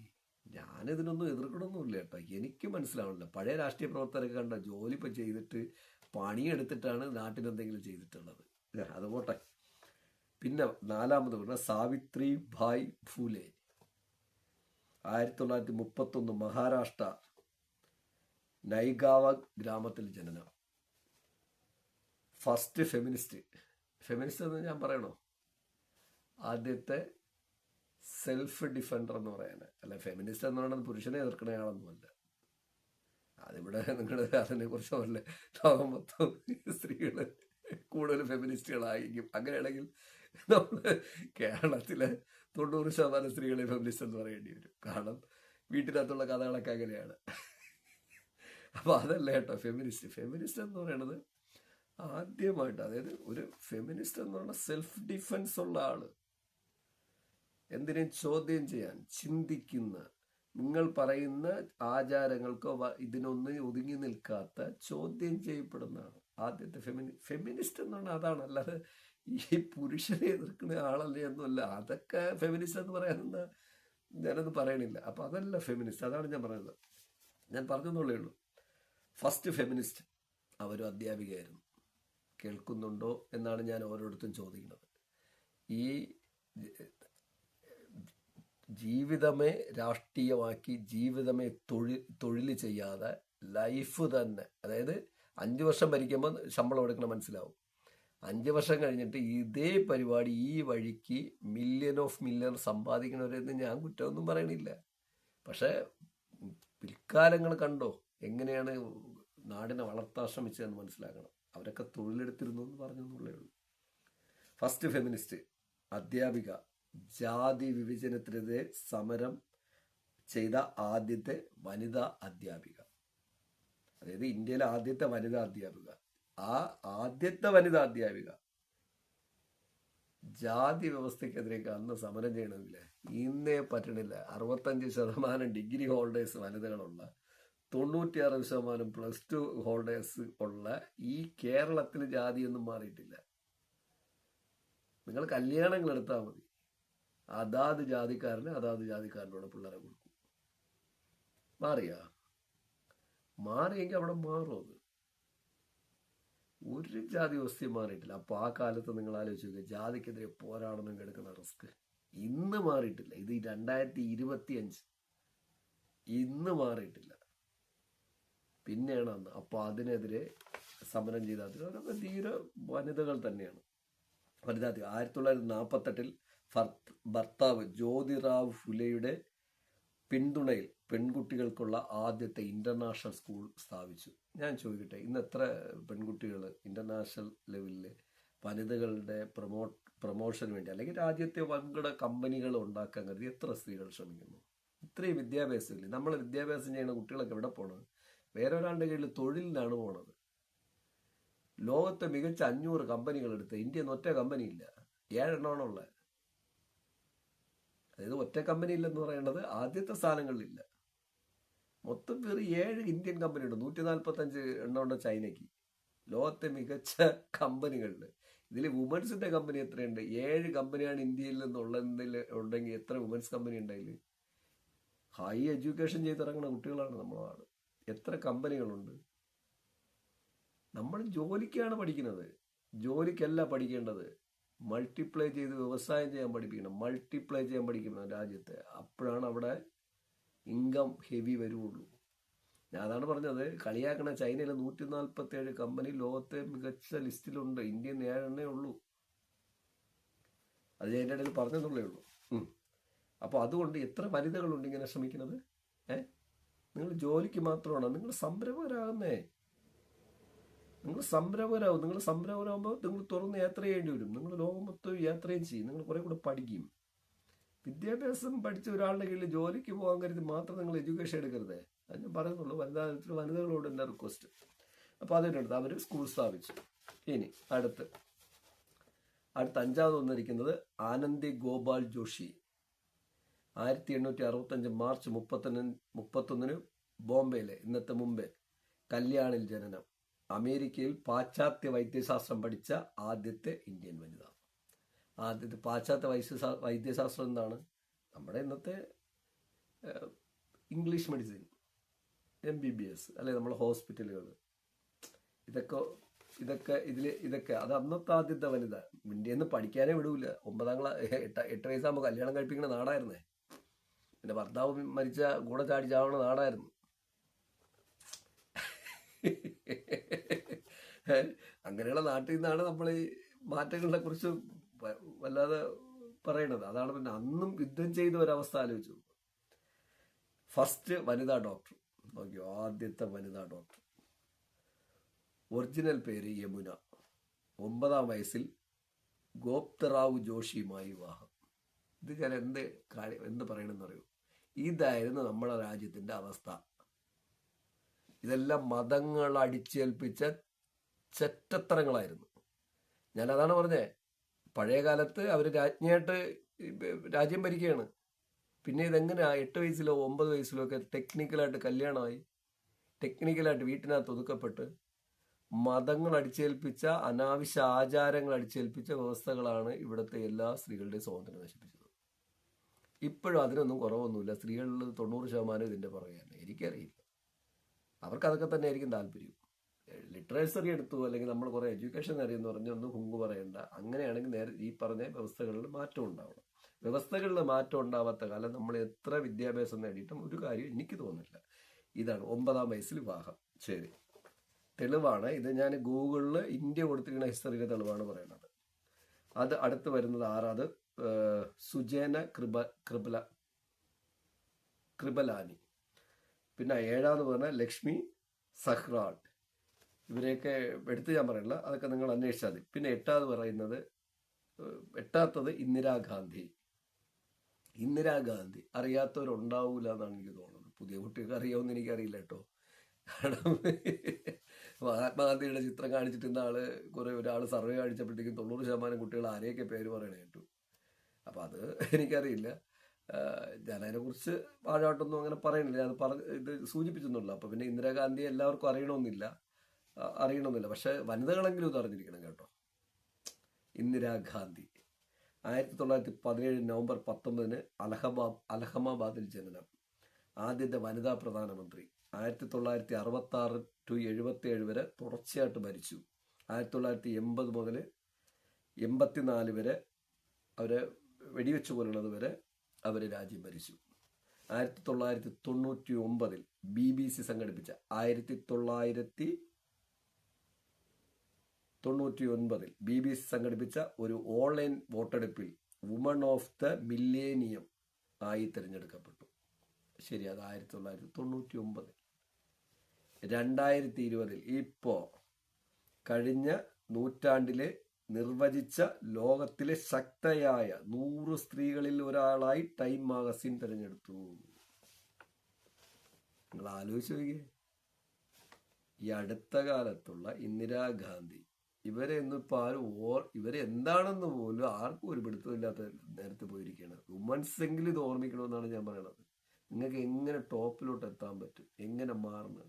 ഇന്ദിരാഗാന്ധിയുടെ ഒരു ചെറിയൊരു കാര്യം ഞാൻ പറയാം. ഒരു വനിത എന്നുള്ള ഉപരി അവർക്കുണ്ടായിരുന്ന ഒരു പവർ ഓഫ് ലെവൽ, അവർ പവർ ഉപയോഗിക്കാൻ മിടിക്കുകയായിരുന്നു. നിങ്ങൾക്ക് ഇന്ന് നമ്മൾ അമേരിക്കയായിട്ട് ഭയങ്കര സൗഹാർദ്ദമാണ്, ലവ് ആണ്. അവർ നമ്മുടെ അടുത്ത് നന്നായിട്ട് ലവ് കാണിക്കുന്നത്. നിങ്ങൾ ആരും വിചാരിക്കേണ്ട, ഇന്ത്യ ഒരു വലിയ ബിസിനസ് എക്കോണമി ആയിക്കൊണ്ടിരിക്കുകയാണ്. ഇന്ത്യയിലാണ് പോപ്പുലേഷൻ ഉണ്ട്. ഇന്ത്യയിലെ ഉപഭോക്താക്കളുടെ എണ്ണം അനുദിനം വർദ്ധിക്കുകയാണ്. സമ്പത്തിൽ കുറേ പേരെങ്കിലും മില്യനെയർ ആവണം. അപ്പോൾ അങ്ങനെ വരുന്ന ബിസിനസ്സിലെ ലെവലും പോപ്പുലേഷൻ കൂടുതലുള്ളതാണ് അവരിന്ന് നമ്മുടെ സൗഹൃദം കാണിക്കുന്നത്. അത് വേണ്ടാന്നല്ല പറയണം, അത് തുടരണം. നമ്മളും അങ്ങനെ തന്നെ. അവർ നമ്മളുടെ തുടർന്ന് നമ്മൾ നന്നായിട്ട് ബിസിനസ് ചെയ്യണം. അതിനെ ഞാൻ അഭിനന്ദിക്കുകയാണ്. പക്ഷേ ഇതേ അമേരിക്ക കുറച്ചു കാലത്തിന് പാകിസ്ഥാൻ, എന്നെ സംബന്ധിച്ച് പാകിസ്ഥാൻ നമ്മുടെ സഹോദര രാഷ്ട്രമായിരുന്നു. നമ്മളെല്ലാവരും സഹോദരങ്ങളായിരുന്നു. അടിച്ചു പിരിഞ്ഞതിന് ശേഷമാണ് കംപ്ലീറ്റ് കൈവിട്ടു പോയത്. 1947 മുമ്പേ നമ്മളവർ ഒരേ അച്ചുതണ്ടിൽ വാർത്ത ഒരേ ശില്പങ്ങളായിരുന്നു. പക്ഷേ എന്തോ കാരണം കൊണ്ട് അങ്ങോട്ടും ഇങ്ങോട്ടും അടിച്ചു പിരിഞ്ഞു. ഞാൻ ആ വ്യവസ്ഥയിലോട്ടൊന്നും പോണില്ല, പിരിഞ്ഞു. പക്ഷേ ആ പാകിസ്ഥാനുമായിട്ട് ചേർന്ന് അമേരിക്ക പാകിസ്ഥാന് വേണ്ട എല്ലാ മിലിറ്ററി സപ്പോർട്ടും കൊടുത്ത് ഇന്ത്യ ആക്രമിക്കാൻ വന്നു. ഇന്ത്യയിൽ അടിയടന്നില്ല, ഇന്ത്യയെ ആക്രമിക്കാൻ വന്നു. അന്ന് ഇന്ദിരാഗാന്ധി പ്രധാനമന്ത്രിയാണ്. അന്ന് ഇന്ദിരാഗാന്ധി ഇത്രേ പറഞ്ഞിട്ടുള്ളൂ, ചരിത്രത്തിൽ പറയണത് ഇത്രേ പറഞ്ഞിട്ടുള്ളൂ: നിങ്ങൾ ഇന്ത്യയിലോട്ട് പോന്നോളൂ. കാരണം അമേരിക്കയുടെ മിലിറ്ററി ഫോഴ്സിന്റെ പവർ നിങ്ങൾക്കറിയാം, വ്യോമസേനയുടെ പവർ അറിയാം, നാവികസേനയുടെ പവർ അറിയാം. നിങ്ങൾ ആലോചിച്ച് നോക്കിയേ. പിന്നെ അവർ സഖ്യകക്ഷികളാണ്. നിങ്ങൾ ഇന്ത്യയിലോട്ട് പോന്നോളൂ, പക്ഷെ തിരിച്ചു പോകാൻ കരുതി വരണ്ട. നിങ്ങൾ എല്ലാവരും വാ, ഞങ്ങളുടെ നാട്ടിന്റെ ഭൂമിയിലോട്ട് വന്നു കഴിഞ്ഞാൽ നിങ്ങൾ തിരിച്ചു പോകാൻ പറ്റുന്നുള്ള പ്രതീക്ഷയോടെ വരണ്ട. ആ ഒരൊറ്റ വാക്ക്, പവർ. നിങ്ങൾ ആലോചിച്ച് നോക്കണം, ഒരു ലേഡി പവറാണ്. ഒരു പവർ യൂസ് ചെയ്യാൻ അറിയാം. യുദ്ധം ഉണ്ടായില്ല, വന്ന കപ്പലെല്ലാം ഇന്ത്യൻ മഹാസമുദ്രത്തിൽ അവിടെ കടന്നു. അന്ന വഴിക്ക് എല്ലാവരും റിട്ടേൺ പോയി. ഒരു വാക്ക്. ഞാനതാണ് പറയണേ, നിങ്ങൾ എന്താണെന്ന് നിങ്ങൾ തിരിച്ചറിയണം. എന്നിട്ട് ഉപയോഗിക്കേണ്ട സമയം വരുമ്പോൾ തമ്മിൽ തല്ലല്ല ഉപയോഗിക്കണം, ഉപയോഗിക്കേണ്ട സമയം വരുമ്പോൾ ഉപയോഗിക്കണം. ഞാൻ ഇന്ദിരാഗാന്ധിയെ കുറിച്ച് ഇത് പറഞ്ഞെന്ന് പറഞ്ഞാൽ ഇതിൽ കണ്ടതുകൊണ്ട് പറഞ്ഞതാണ് കേട്ടോ. അതൊരു രാഷ്ട്രീയപരമായിട്ടൊന്നും ആരും കാണണ്ട കേട്ടോ, ആരും മുതലെടുക്കുകയും വേണ്ട എൻ്റെ വോയിസ്. ആ ഇവരെ 2020 ഇതാണ്ടില്ലേ, കഴിഞ്ഞ നൂറ്റാണ്ടിൽ ഏറ്റവും പവർഫുൾ ലോകത്തെ 100 വനിതകളിൽ ഒരാളായിട്ട് തിരഞ്ഞെടുത്തിരിക്കുകയാണ്. ലോകത്തിൽ ആരെങ്കിലും അറിഞ്ഞോ? ഞാനും അറിഞ്ഞില്ല കേട്ടോ. ഞാനിതിപ്പോൾ ഇതിനു വേണ്ടി റീഡ് ചെയ്തപ്പോഴാണ് അറിഞ്ഞത്. അത് ഞാൻ യാത്ര ചെയ്തുകൊണ്ടാണ് റീഡ് ചെയ്തത്. ആലോചിച്ചൊക്കെ, ഇന്ത്യയിൽ നിന്ന് തിരഞ്ഞെടുത്ത ഒരേ ഒരു വുമൺ. അപ്പോൾ അവരെ പവർ എന്തായിരുന്നിരിക്കും, അവരെന്തായിരിക്കും, അവരെ ഒരുപാട് ഫാൾട്ട് ഉണ്ടില്ലെന്നൊന്നും പറയണില്ല, അതിന് പറയാനുള്ള വേദിയല്ല ഇത്. ഫാൾട്ട് ഞാൻ പ്രത്യേകം പിന്നീട് പറയാം. അത് ഞാൻ പിന്നീട് എപ്പോഴെങ്കിലും നിങ്ങൾ ക്വസ്റ്റ്യനായിട്ട് ചോദിക്കുമ്പോൾ ഞാൻ പറയാം. അത് പറയാനുള്ള വേദിയില്ല. ഇതിൽ അവരുപയോഗിച്ചിരുന്ന പവർ, ഞാൻ അവരെ ഇതാക്കുന്നതല്ല പറഞ്ഞത്. അങ്ങനെ 8ാമത് നിൽക്കുന്നതാണ് ഇന്ദിരാഗാന്ധി. പിന്നെ ഇതാ വന്ന് നിൽക്കുന്നത് അന്നാ ചാണ്ടി 9. അന്നാ ചാണ്ടി 1905 തിരുവിതാംകൂറിലെ തിരുവനന്തപുരത്ത് ജനിച്ചു. അതായത് എൻ്റെ ഈ നാട്ടിൽ, ഞാൻ ട്രിവാൻഡ്രത്ത് ജനിച്ചു. ആദ്യത്തെ വനിതാ ജഡ്ജി 1937. പിന്നെ ഹൈക്കോടതിയിലെ ആദ്യത്തെ വനിതാ ജഡ്ജി 1959. അപ്പോൾ അവർ ആ പോസ്റ്റിലോട്ട് എത്തപ്പെടുകയും പിന്നെ മറ്റ് പോസ്റ്റുകളിലും വരുന്നിട്ടുണ്ട്. അങ്ങനെ ഒരു ടോപ്പിലോട്ട് എത്തിപ്പെട്ട വനിതയാണ് അന്നാ ചാണ്ടി. 9ാമത്. 10 വന്നിരിക്കുന്നത് കൽപ്പന ചൗള. കൽപ്പന ചൗള എങ്ങനെ 10 വന്നിരിക്കണമെന്ന് എനിക്കൊരു അതിശയം തോന്നി. അതോ എനിക്ക് കുറച്ചുകൂടെ മുകളിൽ വരേണ്ട. പിന്നെ അത് ഇന്ത്യയിലല്ല എന്നുള്ളത് കൊണ്ടായിരിക്കാം. പക്ഷെ അവർ ഇന്ത്യൻ ഇത് വെച്ചിട്ട് കൊടുത്തിട്ടുണ്ട്. 1962 മാർച്ച് 17 കിഴക്കൻ പഞ്ചാബിലെ കർണാലിൽ ജനനം. എഞ്ചിനീയറിംഗ് ആയിരുന്നു അവർ പഠിച്ച വിഷയം. ഒപ്പം ബഹിരാകാശ യാത്രിക. എഞ്ചിനീയറിംഗ് അപ്പോൾ എന്തിലെടുത്തുവിട്ടുണ്ടെന്നും ഞാൻ പറയണ്ടല്ലോ, നിങ്ങൾക്കറിയാം. ഇന്ത്യൻ വംശജയായിരുന്നു. പ്രാഥമിക റോബോട്ടിക് ആപ്പ് ഓപ്പറേറ്ററും ആദ്യമായി സ്പേസ് ഷട്ടിലിൽ കൊളംബിയയിൽ പറന്നു. പക്ഷെ അത് ഇവിടെ ആയിരുന്നില്ല, സ്ഥലം വേറെ ആയിരുന്നു എന്നുള്ളത്. നമ്മളെ പിള്ളേർ ഇതുവരെ പറന്ന് തുടങ്ങിയില്ല. ആരൊക്കെ ഉണ്ടെന്ന് പറയണം ഇപ്പോൾ വനിതകൾ. കാരണം പറഞ്ഞ കുട്ടികളെ പഠിപ്പിക്കുന്നതിൽ വരുന്ന വ്യത്യാസമാണ്. അല്ലെങ്കിൽ ഒരു 500 ഇന്ത്യൻ വനിതകൾ ഇതിനു മുമ്പേ അങ്ങ് സ്പേസിലിരിക്കുമായിരുന്നു. ഒരു 10 പേരെങ്കിലും ലിയോൺ മസ്കോ ഉണ്ടാക്കിയിരിക്കുന്ന പോലത്തെ കമ്പനി ഉണ്ടാക്കിയാണ് ഇവിടെ. നമ്മുടെ വിദ്യാഭ്യാസ രീതി ജോലിക്ക് വേണ്ടി ആയിപ്പോയി. അത് പോട്ടെ, അവിടെ നിൽക്കട്ടെ. 1900 കൊളംബിയയിൽ പറന്നു. 6 വർഷത്തിന് ശേഷം 2023 ഫെബ്രുവരി 1 തിരികെ വരുമ്പോൾ കൊളംബിയ എന്ന സ്പേസ് ഷട്ടിൽ ഭൂമിയിലേക്ക് പ്രവേശിക്കുന്ന സമയത്ത് മീൻസ് ആക്സിഡന്റിക്കൽ എന്ന് പറയാം, നമ്മൾ ഒരു ആക്സിഡന്റ് പോലെ അത് പൊട്ടുകയും അവർ മരിക്കുകയും ചെയ്തു. അവർ 10ാം സ്ഥാനത്തേക്കുന്ന ഇന്ത്യൻ ടോപ്പ് വനിതകളിൽ ഒരാളാണ്. ഈ 10 വനിതകൾക്ക് ആദ്യമായി മാറ്റം ഉണ്ടാക്കാൻ ശ്രമിച്ചതിന് സമൂഹം അന്ന് ഇവരെല്ലാം തള്ളപ്പെട്ടിട്ടുണ്ട്. നിങ്ങൾ മാറ്റങ്ങൾ ഉണ്ടാക്കാൻ ശ്രമിക്കുമ്പോൾ സമൂഹം നിങ്ങൾ അംഗീകരിക്കില്ല. കാരണം നിങ്ങൾ അതൊരു മതത്തിലായിരിക്കില്ല, നിങ്ങളൊരു ജാതിക്കകത്തായിരിക്കില്ല, സമൂഹത്തിൻ്റെ നിയമത്തിലായിരിക്കില്ല. ഇതെല്ലാം ഹണ്ണിച്ചാൽ മാത്രമാണ് ഒരാൾക്ക് സർക്കുലേഷൻ, ചങ്ങലയിൽ നിന്ന് പുറത്തു ചാടാൻ പറ്റും. ചങ്ങലയിൽ കൂട്ടിയിട്ടിരിക്കുന്നവരുടെ അടുത്ത് എനിക്കൊന്നും പറയാനില്ല. പുറത്ത് ചാടിയവർ എൻ്റെ ബ്ലോഗ് കണ്ടാൽ മതി എന്ന് പറഞ്ഞാൽ, കണ്ടാൽ മതി എന്ന് പറഞ്ഞാൽ നിങ്ങൾ പുറത്ത് ചാടാൻ ആഗ്രഹിക്കണം. ആ ചങ്ങലയിൽ കെട്ടിയിട്ടിരിക്കണമെങ്കിൽ നിങ്ങൾ അതിനെ പുറിക്കണം. ചങ്ങല കെട്ടിയിട്ടിട്ടല്ല ജീവിതം. അങ്ങനെ അന്ന് റിസ്ക് എടുത്തിട്ടുണ്ട്. അന്ന് അവരെന്തൊക്കെ റിസ്ക് എടുത്തിട്ടുണ്ട് എല്ലാവർക്കും എൻ്റെ അകമഴിഞ്ഞ അഭിനന്ദനങ്ങളും. അവരുടെ ആ റിസ്ക് നിങ്ങളും മനസ്സിലാക്കൂ. അപ്പോൾ നിങ്ങളും അത് മാറ്റണം. അതുകൊണ്ടാണ് ഞാൻ പറഞ്ഞത് ഇപ്പോഴും അത് വലിയ മാറ്റങ്ങളൊന്നും കൊണ്ടുവന്നിട്ടില്ല ഇത്രയും നമ്മൾ ടോപ്പിലായിട്ട്. അപ്പോൾ അവർക്കെല്ലാവർക്കും വനിതാ ദിനത്തിൽ ഒരിക്കൽ കൂടി ഓർമ്മയും അഭിനന്ദനങ്ങളും ഒക്കെ അറിയിക്കുന്നു നൊബക്സോളയുടെ. ഇനി ഞാൻ എൻ്റെ സ്പെഷ്യലായിട്ട് ഓർമ്മിക്കുന്ന ഒരു മലയാളത്തിലൊരാളുണ്ട്. അത് ഓർമ്മിക്കാതിരിക്കാൻ പറ്റൂല. ഞാൻ മുൻപൊരു ചെറിയൊരു എപ്പിസോഡ് ചെയ്തിരുന്നു. 30-35 പേരെന്തോ അത് കണ്ടിട്ടുണ്ട് യൂട്യൂബിൽ. മലയാളം സിനിമയിലെ ആദ്യത്തെ നായികയായ PK റോസി. മലയാള സിനിമ പോലും ഇപ്പോൾ അവരെ ഓർക്കാറില്ല യഥാർത്ഥത്തിൽ പറഞ്ഞ്. അത് എന്തുകൊണ്ടെന്ന് എനിക്കറിയില്ല. അതിനെക്കുറിച്ച് ഞാൻ ഇപ്പോൾ അങ്ങ് അത്രയ്ക്ക് ആഴമായിട്ട് ചിന്തിക്കില്ല. വനിതാ ദിനത്തിൽ PK റോസി ആദ്യമായിട്ട് മലയാള സിനിമയിലെ അന്നത്തെ ചുറ്റുപാടിൽ ഒരു സിനിമയിൽ അഭിനയിക്കുകയും കാക്കരശ്ശി നാടകത്തിൻ്റെ കാളായിരുന്നു അവർ. 2 വർഷമാണ് സജീവമായിട്ട് നാടക രംഗത്തുണ്ടായിരുന്നത്. വിഗതകുമാരൻ എന്ന സിനിമയിൽ എന്നെ നായികയായിട്ട് കാസ്റ്റ് ചെയ്യപ്പെട്ടു. നായികയായിട്ട് കാസ്റ്റ് ചെയ്യപ്പെട്ടതിന് ശേഷം അവർ നായികയായിട്ട് അഭിനയിക്കുന്നു. ആ സിനിമ പ്രദർശിപ്പിക്കാൻ കരുതി വരുന്നു. അതിൽ VIP വരുന്നു, മറ്റെല്ലാവരും വരുന്നു. അപ്പോൾ ഒരു ലോക്കൽ ജാതിയിലുള്ള ആൾ ഉയർന്ന ജാതിയിൽ ഉള്ള കുട്ടിയായിട്ട് അഭിനയിച്ച ചിത്രം കാണാൻ പറ്റില്ല, നിരോധിക്കണം എന്നൊക്കെ പറഞ്ഞിട്ട് വലിയ ലഹളയുണ്ടാവുന്നു, അവരാക്രമിക്കുന്നു. ആലോചിച്ച് നോക്കണം. അധികം ദൂരമല്ല, സിനിമ ഉണ്ടായ കാലത്ത് 10, 50, 60 വർഷമായിട്ടുള്ളപ്പോൾ നിങ്ങൾ മനസ്സിലാക്കി നോക്കിയേ നമ്മുടെ നാട്ടിലെ ജാതി വ്യവസ്ഥ. എന്താണ് അഭിമാനം കൊള്ളണം നമ്മളിവിടെ ഇരുന്നിട്ട്? ഇപ്പം മാറിയിട്ടുണ്ടാ? ഉണ്ടോ? എന്നൊക്കെ ഞാൻ പറയണത് മാറ്റങ്ങൾ കൊണ്ടുവരാനാണ്. മാറണമെങ്കിൽ അവരവരെ തന്നെ ശ്രമിക്കണം. അങ്ങനെയുള്ള നായിക സജീവ് കാലം 1928, 1930, 1903 ജനനം, 1988 മരണം. കുട്ടികൾ പത്മ, നാഗപ്പൻ. അവരുടെ മക്കളുമായിട്ടുണ്ട്, അവരുടെ ചെറുമക്കളുമായിട്ടുണ്ട്, എവിടെയാണെന്ന് പോലും അറിയില്ല. മാതാപിതാക്കൾ പൗലോസ് കുഞ്ഞി. ഈ സ്ത്രീയെ ഇവരെല്ലാവരെയും നമ്മൾ ഈ സിനിമയിൽ അഭിനയിച്ചോ എന്നുള്ള പേരിൽ, അത് താഴ്ന്ന ജാതിക്കാരി എന്നുള്ള പേരിൽ നാട് കടത്തപ്പെട്ടു. ഇത് ദൂരെയല്ല, 10-60 വർഷത്തിന് മുമ്പ്. കാരണം അവർ 1903 ജനിക്കുകയാണ്.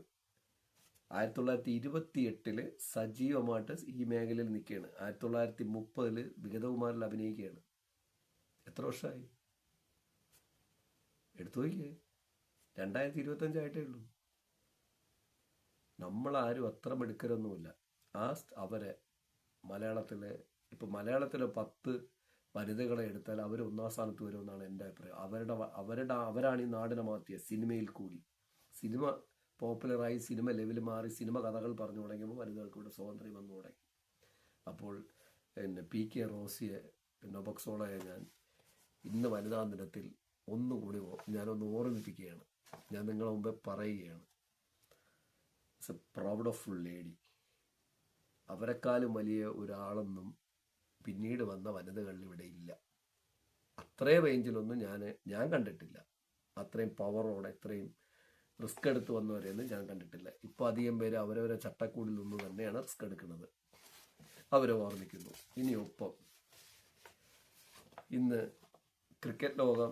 ഇന്ത്യൻ ക്രിക്കറ്റ് ലോകം നിങ്ങൾ അറിയണ്ടല്ലോ, 1 ലക്ഷം കോടി ബിസിനസ് നടക്കുന്ന ഒരു സാമ്രാജ്യമാണ്. ആ സാമ്രാജ്യത്ത് വനിതാ ടീം ഉണ്ടായിട്ട് ഏകദേശം 10-30 വർഷമായി. വനിതാ ടീമിൽ എല്ലാവരും ഞാൻ പറയുന്നില്ല, കാരണം അതൊന്നും ഓർമ്മിപ്പിക്കാനുള്ള ടൈമില്ല. കുറച്ച് പേര് ഇന്നത്തെ വനിതാ ടീമിൻ്റെ ബിസിനസ് ഏകദേശം 20,000 കോടി കടക്കുമെന്നാണ് പുതിയ സർവേ പറയുന്നത്. ആ 20,000 കോടി രൂപയിൽ എത്തി നിൽക്കുമ്പോൾ ഈ ഇന്ത്യൻ ടീമിലെ വനിതകളുടെ പ്രാധാന്യം നിങ്ങൾ നോക്കി. വുമൻസ് ടീമിൻ്റെ 20-30,000 കോടി രൂപ ബിസിനസ്സിലെത്തിയിരിക്കുന്ന ഇന്ത്യയിലെ ഈ വനിതാ ടീമിൻ്റെ പ്രാധാന്യം. അപ്പോൾ അതിലെ വനിതകൾ ഞാൻ ഓർമ്മിക്കുകയാണ്. ക്യാപ്റ്റൻ ഹർമന്ത് പ്രീത് കൗർ, സ്മൃതി മന്ദാന, ഹാർലിൻ ഡിഗോ, പ്രോട്ടിയ വോൾ, ജിമ്മി ഹോഷ്, ദീപ്തി ശർമ്മ, രേണുക സിംഗ്, റിച്ച ഹോഷ്, തേജാൾ, സൈമ താക്കൂർ, ടിറ്റാസ് ധൂ, സയ്യാലി, പ്രിയ മിശ്ര, മിന്നുമണി, മലയാളിയാണ് കേട്ടോ, രാഗബി ബിസ്റ്റ്, ഉമ ഛേത്രി, തനുജ കൺവാർ. ഇവരൊക്കെയാണ് ഇന്ന് ഇന്ത്യ, അതായത് ഇപ്പോഴുള്ള പ്രസന്റ് ടീമിലെ കാര്യമാണ് പറഞ്ഞത്. അങ്ങനെ 10,000 പെൺകുട്ടികളെന്ന് വേൾഡ് വൈഡ് ഓപ്പണൈസ് ചെയ്ത് സ്പോർട്സിൽ നിൽക്കുകയാണ്. അതും വലിയ വരുമാനത്തോടെ. ഈ ഹർമീത് കൗറിൻ്റെ ഒക്കെ ഇപ്പോൾ വാർഷിക വരുമാനം 20 കോടിയൊക്കെ വരും കേട്ടോ. ആ സ്മൃതി മന്ദാനയാണെങ്കിൽ ഒരു 30 കോടിയൊക്കെ വരും. കാരണം പരസ്യം അടക്കം കുട്ടിക്ക് വളരെ പോപ്പുലറാണ്. നമ്മുടെ മിന്നുമണിക്ക് ഇപ്പോൾ ഏകദേശം 80-1 കോടി രൂപയാണ് IPL റേറ്റിംഗ് എന്നാണ് പുതിയ റിപ്പോർട്ടുകൾ വരുന്നത്. അപ്പോൾ ഒപ്പം തന്നെ ഞാനത് IPL മലയാളി കുട്ടികളെ ഓർമ്മിക്കുകയാണ്. വനിതാ ദിനത്തിൽ മലയാളി പെൺകുട്ടികളെ മിന്നുമണി, സജീവൻ സജന നിങ്ങൾ മുംബൈക്ക് വേണ്ടി കളിക്കുന്ന കുട്ടി. ആ കുട്ടിക്ക് ഇപ്പോൾ 2-4 കോടി രൂപ പോകുമെന്നാണ് റിപ്പോർട്ട് വരുന്നത് കേട്ടോ. അതായത് നിങ്ങൾ ആലോചിച്ച് നോക്കണം, വനിതയാണ്, 22 വയസ്സേ ഉള്ളൂ. കീർത്തി ജെയിംസ്, ദർശന മോഹൻ, ഇവരൊക്കെ IPL ടീമിൽ കളിക്കുകയാണ്. ഇനിയും 10-40 കുട്ടികൾ ഇപ്പോൾ IPLന്റെ ലെവലിലോട്ട് വന്ന് നിൽക്കുന്നുണ്ട്. വനിതകൾ ഇങ്ങനെ വളർന്ന് പന്തലിക്കുകയാണ്. കാലം മാറി. ഞാനതാണ് പറഞ്ഞത്, നിങ്ങളുടെ കുട്ടികൾക്ക് കഴിവുണ്ടെങ്കിൽ ആ കഴിവിലോട്ട് ഇറക്കി വിടൂ. ഈ കുട്ടികളൊക്കെ എങ്ങനെയാണ് വന്നേ? ഇവർ പഠിച്ചുകൊണ്ട് വീട്ടിലിരുന്ന് പഠിത്തത്തിനൊപ്പം പഠിത്തം മാത്രമായിട്ട് 4 ചുവട്ട് ചോറിൽ ടീച്ചേഴ്സ് സ്കൂളൊക്കെ കാണിക്കുമ്പോൾ ഇരുന്നെങ്കിൽ പറ്റൂ? ജോലിക്ക് വേണ്ടി മാത്രം പഠിച്ചെങ്കിൽ പറ്റുമോ? ഇല്ല. അവരവരുടെ പഠനത്തിനൊപ്പം അവരവരുടെ കഴിവുകളും പ്രോത്സാഹിപ്പിച്ചു. അതിൻ്റെ പിന്നിൽ 100 കണക്കിന് കോച്ചുമാരുണ്ടാവും, 100 കണക്കിന് അധ്യാപികമാരുണ്ടാവും. അവരെയൊക്കെ ഞാൻ സല്യൂട്ട് ചെയ്യുന്നു. അങ്ങനെ കുട്ടികളുടെ കഴിവുകൾ എല്ലാം തന്നെ നിങ്ങൾ പ്രോത്സാഹിപ്പിച്ചാൽ വുമൻസ് ഓട്ടോമാറ്റിക്കലായിട്ട് ഓപ്പൺ ആവും. അവർ ഓപ്പൺ ആകുമ്പോൾ അവരുടേതായ ഒരു കാറ്റഗറിയിൽ അവരുടേതായ ലോകം അവർ പടുത്തുയർത്തും. നിങ്ങളൊരു ലോകം പടുത്തുയർത്തിയാൽ സമൂഹത്തിൽ ഓട്ടോമാറ്റിക്കലായിട്ട് അംഗീകാരം വരും. അംഗീകാരം വരുന്നതിനൊപ്പം തന്നെ സമൂഹം ഓട്ടോമാറ്റിക്കലായിട്ട് തുറന്നിട്ട് തരും. നിങ്ങളെ അടച്ചിട്ടിരിക്കുന്ന ചുവരിൽ നിന്ന് നിങ്ങളെ പൊളിച്ച് അവർ തന്നെ മാറ്റും. അങ്ങനെ മാറ്റണമെങ്കിൽ നിങ്ങൾ ഓപ്പണൈസ് ചെയ്ത് പുറത്തിറങ്ങണം. ഓപ്പണൈസ് ചെയ്ത് പുറത്തിറങ്ങിയിട്ട് നിങ്ങൾ വെറും ജോലിക്ക് വേണ്ടി പഠിക്കാതെ നിങ്ങളെ ചിന്തകളും നിങ്ങളുടെ ഐഡിയകളും എല്ലാ ലോകത്തും മൾട്ടിപ്ലൈ ചെയ്യണം. മൾട്ടിപ്ലൈ ചെയ്ത് നിങ്ങൾ എക്സലൻറ്റ് സംരംഭകരും പെർഫോമൻസ് ഉള്ളവരായി വന്നു ലോകം അപ്പം മെല്ലെ മെല്ലെ വാതിൽ തുറന്നിട്ട് തരും. കുറച്ചു കാലം എടുക്കും, അംഗീകാരം വരും. അംഗീകാരം വരുമ്പോൾ ഓപ്പണൈസിങ് വരും. അങ്ങനെ സ്വാതന്ത്ര്യം വരും. രാത്രി 12 മണിക്ക് 1 മണിക്ക് നിങ്ങൾ ഇറങ്ങി നടക്കും, ഒരു ബുദ്ധിമുട്ടുമില്ലാതെ. തൊടൂല, അനക്കൂല. ആ ലോകത്തേക്ക് നിങ്ങൾ എത്തട്ടെ എന്ന് ആശംസിച്ചുകൊണ്ട് ഈ വനിതാ ദിനത്തിൽ എല്ലാവർക്കും എൻ്റെ ഒരിക്കൽ കൂടി ആശംസ നേരുന്നു. ഒപ്പം എൻ്റെ ചാനൽ കാണുന്ന എൻ്റെ പ്രേക്ഷകരെ നിങ്ങളടുത്ത് ഞാൻ പറയുകയാണ്, ഇതുപോലുള്ള എപ്പിസോഡുകൾ ചെയ്യണമെങ്കിൽ എനിക്ക് നിങ്ങളുടെ ലൈക്കും ഷെയറും ആവശ്യമാണ്. കാരണം എന്ന് പറഞ്ഞു കഴിഞ്ഞാൽ ഇല്ലെങ്കിൽ ചെയ്യാൻ പറ്റില്ല. കാരണം അത് യൂട്യൂബ് പോലും പ്രൊമോട്ട് ചെയ്യില്ല. നിങ്ങൾക്ക് താല്പര്യം കേൾക്കുന്ന നിങ്ങൾക്ക് ഇൻട്രസ്റ്റ് ഉണ്ടെങ്കിൽ പുതിയ പുതിയ സബ്ജക്റ്റുകളും പുതിയ പുതിയ ആശയങ്ങളും എൻ്റെ കാഴ്ചപ്പാടിലൂടെ ഞാൻ പറയുന്നത് നിങ്ങൾ കേൾക്കണമെങ്കിൽ ഒന്ന് ലൈക്ക് അടിച്ചേക്കുക, ഒന്ന് ഷെയർ ചെയ്യുക. എല്ലാവർക്കും ഒരിക്കൽ കൂടി വനിതാ ദിനാശംസകൾ നേർന്നുകൊണ്ട് സൈനിങ് ഓഫ്. നോബക് സോളോ, തെക്കൻ തിരുവിതാംകൂറിൽ നിന്ന്.